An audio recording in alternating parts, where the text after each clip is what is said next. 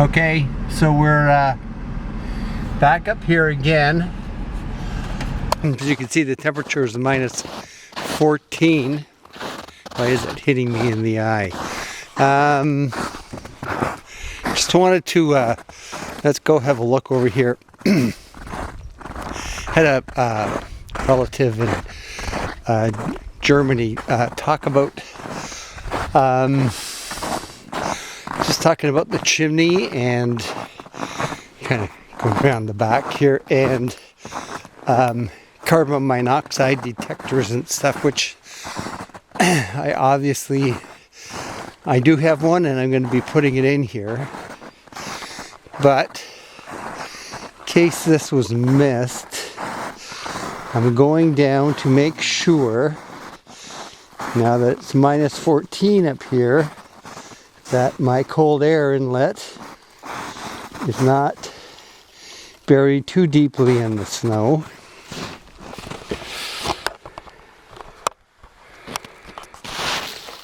And there you can see it there.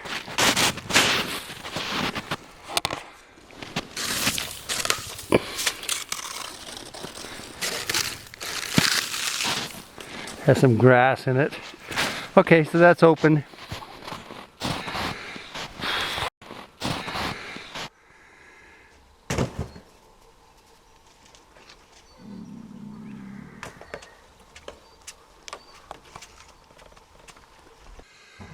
So now inside here, I think you can see that. It's 1 degree when we got here. And there, this bucket hasn't frozen. Oh, I hope I can open up that hatch. Wanted to go see what the air was like inside. Okay. Yeah, so 13 degrees. We had a very difficult time last night getting the temperature up. Because it was like minus 22, maybe even colder than that, maybe minus 24. And we got up here, it was started at minus 14 and then minus 17 by the time it got dark. So we weren't comfortable. It was cold. It took quite a while to warm up in the bed, but anyways, I gonna go outside and let's do another.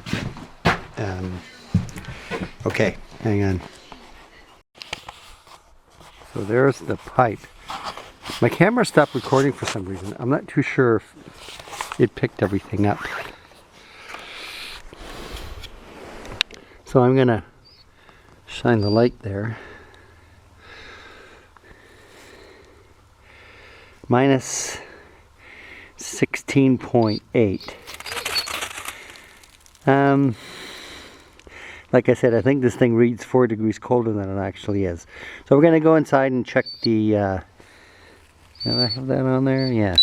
I'm going to check the inside. Remember, this pipe goes underground. It's got to be 3 feet. 4 feet. Probably 4 feet by the time it gets up to where the sewer pipes go in. So let's go inside and see what it's like in the basement. Okay, here I am. I don't like being in here. It's a very, very small space. Okay, I'm gonna flip this around. It's also very dirty too. Get over here. And this is the air inlet. There. And now I'm going to do this simultaneously.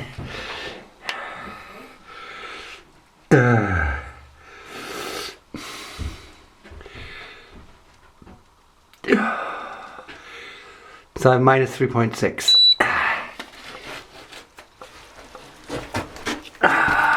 Let me get closer and go further into that hole.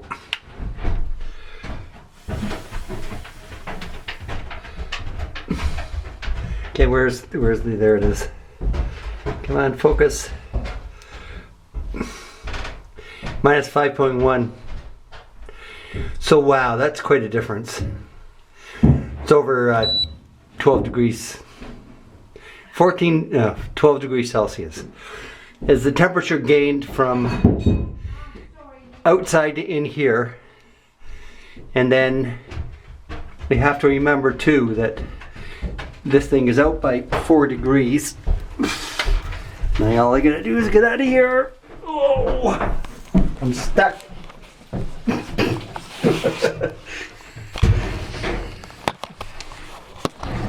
Yeah, I am stuck.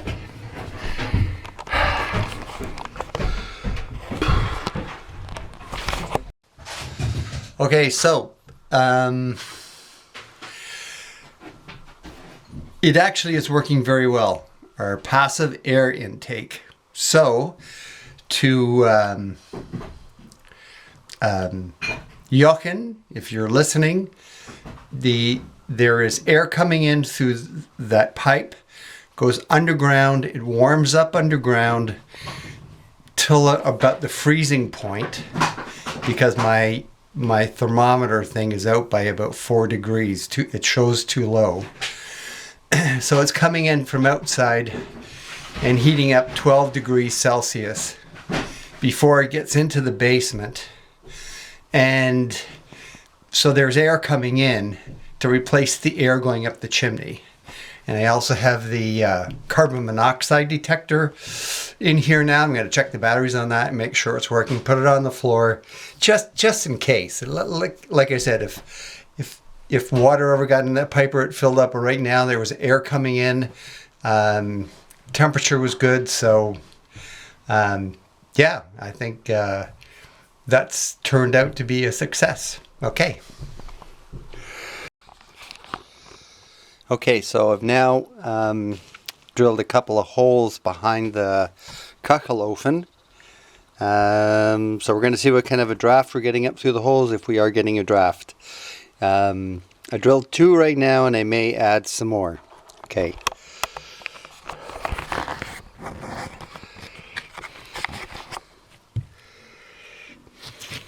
Else. Okay, let's try this again. Put it down here with it. See that?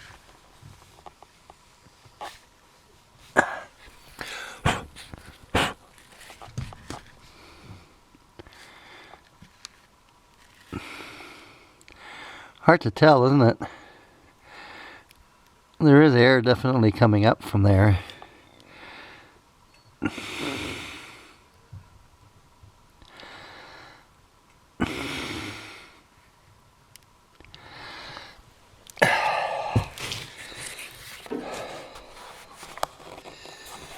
So I think I can feel the air coming up.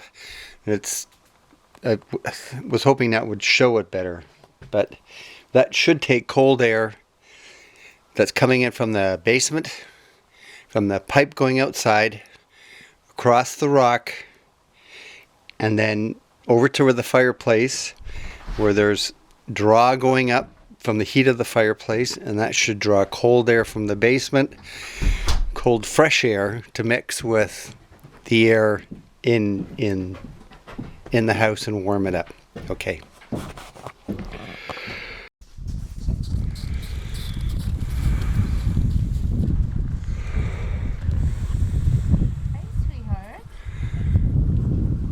Frozen over. Even where the stream went down, it's frozen over. Well, it's probably minus 23, 24 last night, so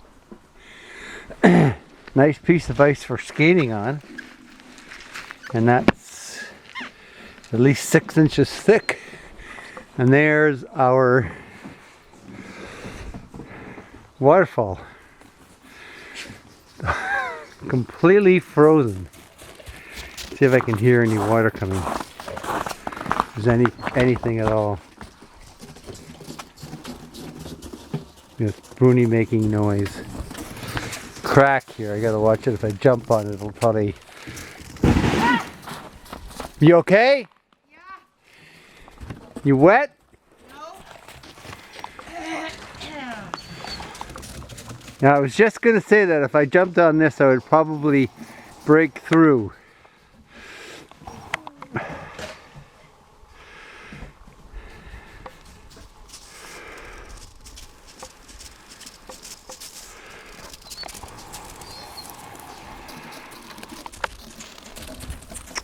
You and your ball. Yeah, the whole waterfall. Completely frozen.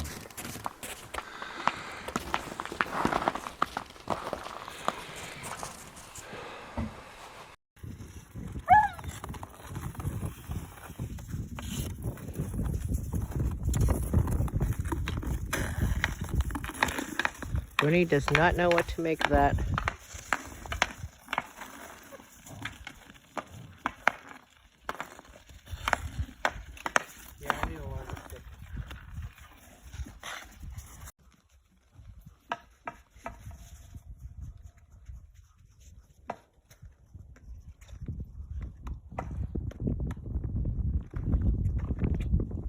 Careful.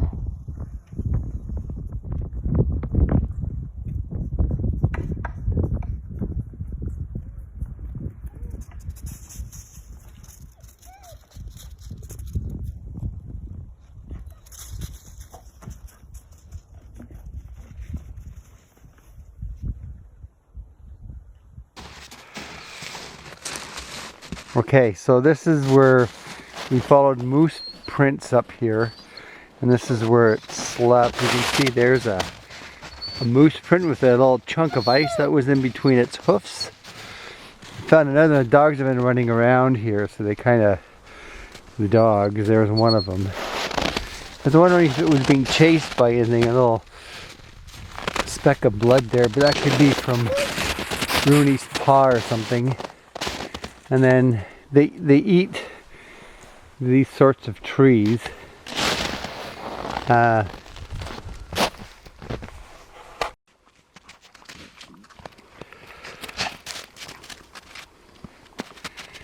Dog's last run before it's time to leave.